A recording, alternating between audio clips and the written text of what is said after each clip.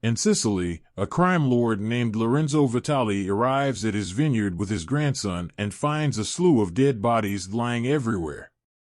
He goes inside alone and finds 3 of his men have Robert McCall seated with a gun to his head. Vitali asks McCall what he is doing there, and he says he was there for something that they had taken that wasn't theirs.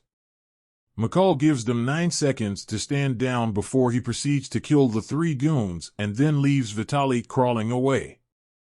He grabs a shotgun and blasts Vitali in the head. As McCall is walking away with a bag, the grandson sees him, and McCall tells him to stay in the car. The boy shoots McCall in the leg and runs away. McCall drives far enough until he loses consciousness. He is found by an officer, Gio Benucci, who takes him to the local doctor in his town, Enzo Orizio. Enzo tells Gio to say that McCall fell in case anybody asks. McCall wakes up after a few days and learns he is in the town of Altamont. He befriends Enzo, who finds a place for him to stay, and he also becomes friendly with Gio and his daughter Gabby. McCall starts going by the local cafe and also befriends one of the employees, Amina. After Enzo asks him if he is a good or bad man, McCall says he is not sure. McCall later contacts the DIA and speaks to Emma Collins. He tips her off about what he found at the vineyard in Sicily and suggests she investigate.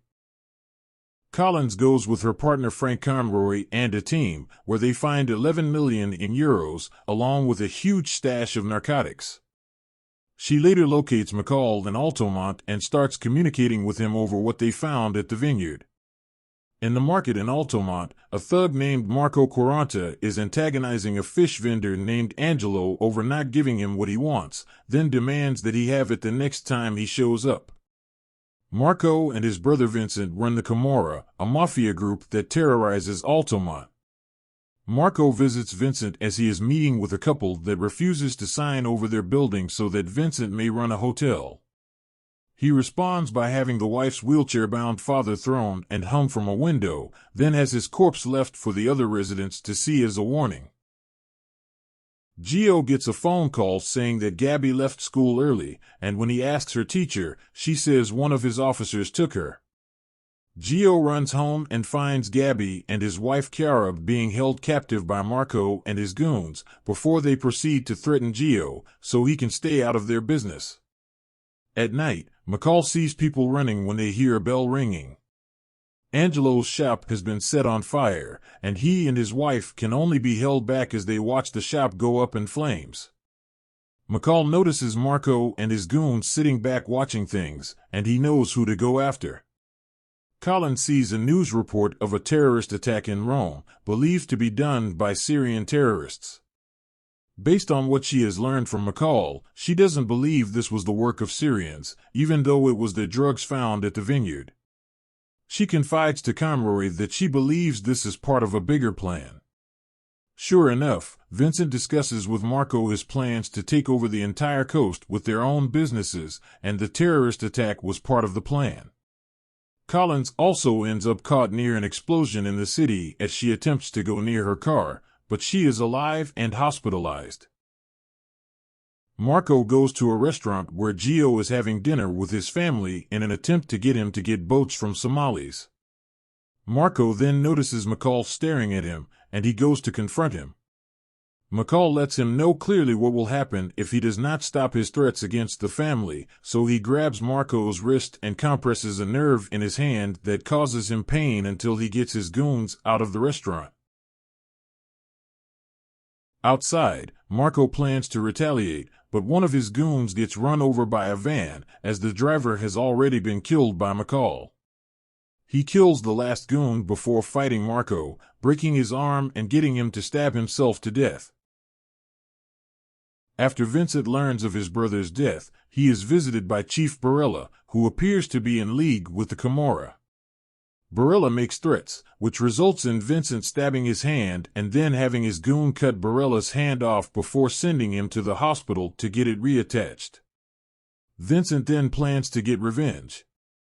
Vincent and his goons go to Altamont and attack Gio, firing a gun near his ear and threatening to kill him and his family until his brother's murderer shows up. McCall comes out and tells Vincent to take him and to leave everyone else alone. Before Vincent can kill McCall, Enzo fires a rifle of his own. The residents then get their phones out and record the villains, forcing them to flee before police arrive. Vincent returns to his compound and begins to make plans to attack Altamont the next day. Unfortunately for them, McCall has found them first and begins to pick them off.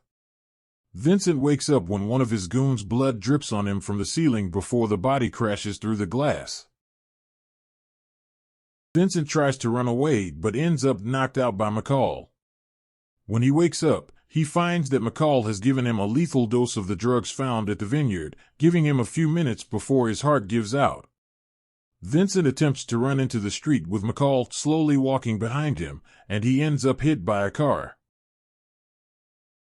The crime lord stumbles a little further before he finally expires. McCall later visits the hospital where Collins is staying. He admits to her that the real reason he came to Sicily was to retrieve pension money from someone he knew that had it stolen by the criminals.